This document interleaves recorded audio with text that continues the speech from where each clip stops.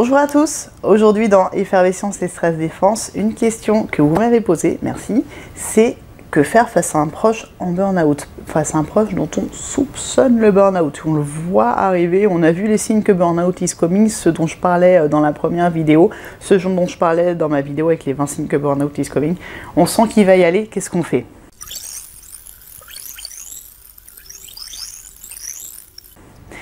Écoute, j'ai envie de dire, tu l'envoies sur mon site pour qu'il voit mon petit e-book Burnout, les règles du jeu. Et fin de la vidéo. Non, je plaisante, c'est beaucoup plus compliqué que ça. Et c'est pas drôle en fait. Le vrai problème du burn-out, c'est qu'il y a très souvent un déni, notamment sur un premier burn-out. Les personnes se sentent fortes, ne se sentent pas concernées par le burn-out et ils vont continuer à foncer. On va pas réussir à les arrêter. C'est très dur de faire une prise de conscience.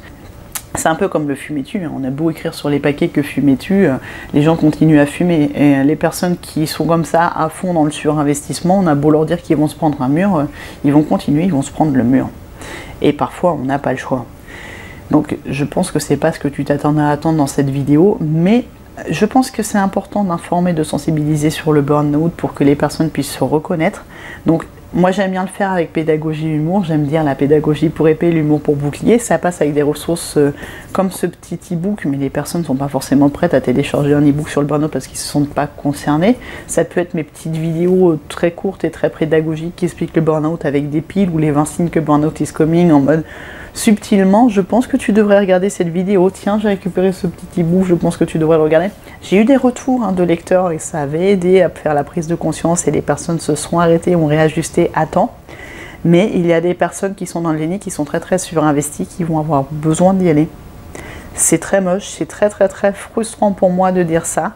Mais typiquement, des fois, me contactent pour un proche qui est vraiment sur le point de faire un burn-out. C'est très objectif, on voit bien qu'il y va. Et on ne peut pas l'empêcher d'y aller.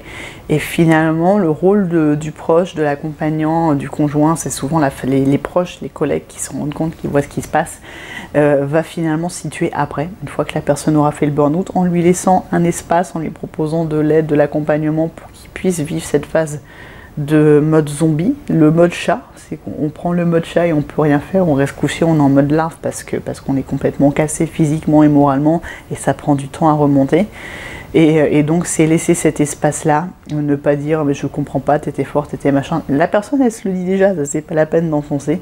Donc c'est plus laisser l'espace au repli sur soi et ensuite progressivement à la reconstruction. Mais il arrive qu'on ne puisse pas empêcher une personne d'aller en burn-out. Il va falloir ce déclic-là pour que la personne se pose des questions et commence à réfléchir à son rapport au travail, bien souvent son rapport aux limites, son rapport à sa charge de travail par rapport à ses ressources. On a souvent des surcharges de travail, on a souvent des messages contraignants. Ce qu'on appelle les messages contraignants, c'est des personnes qui sont des logiques de soit fort, soit parfait, fait plaisir, qui se sont complètement oubliées en fait. Quand je dis qu'il faut mettre du jeu pour sortir d'un burn-out, c'est qu'on est nos Sims préférés, on est là pour prendre soin de toi, entretenir son petit diamant, sa petite réserve d'énergie.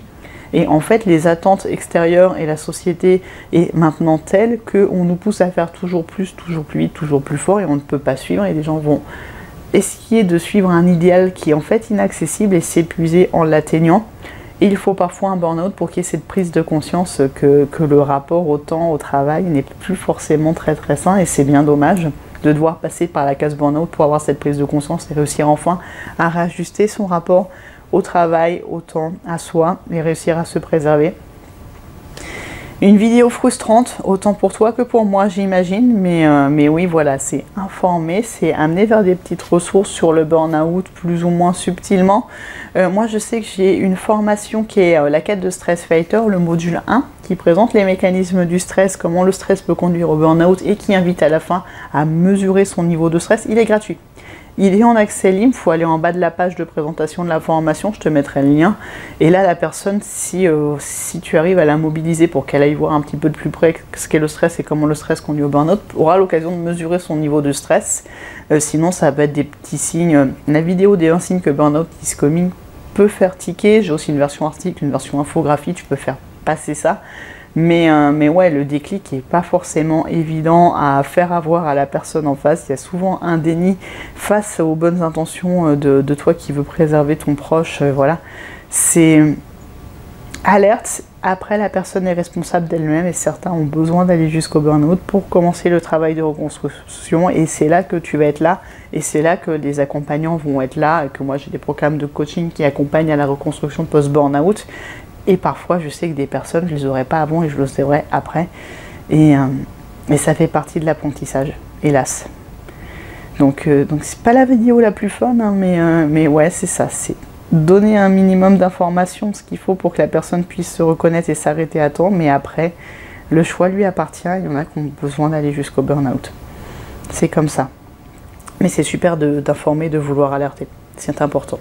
Donc merci beaucoup de m'aider dans ma mission, en fait, finalement, c'est ça. Et ça marche, hein. Il y en a qui ont transmis le guide des ressources et des personnes n'ont pu s'arrêter à temps, donc ça marche aussi. Fais-le mais n'insiste pas, c'est vraiment le choix appartient à la personne ensuite. Et surtout, bah toi tu sais, tu as toutes les infos, donc prends soin de toi et préserve-toi.